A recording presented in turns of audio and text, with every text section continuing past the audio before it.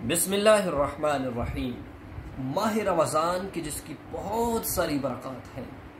माह रमज़ान आता है, खुशियों का समा लेके आता है। यकीनन हर इंसान के चेहरे पर एक खुशी के आसार आ जाते हैं। क्यों कि मोमिन जो है वो मौके की तलाश में रहता है। माह रमज़ान एक इंसान के लिए मौका है।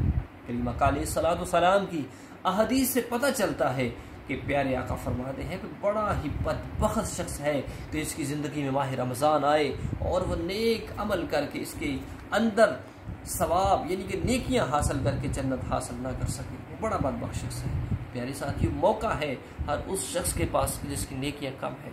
हम सारे गुनहगार हैं, लेकिन इस माह मुक़द्दस के अंदर हमें कसरत के साथ, इबादत के साथ साथ नवाफिल पढ़ने होंगे, ज़िक्र व अस्कार करना होगा, सदका व खैरात करनी होगी, जिसके तुफ़ैल हमें अल्लाह रब्बुल इज़्ज़त ख़ास इनामों के साथ नवाज़े। आमीन सुम्मा आमीन।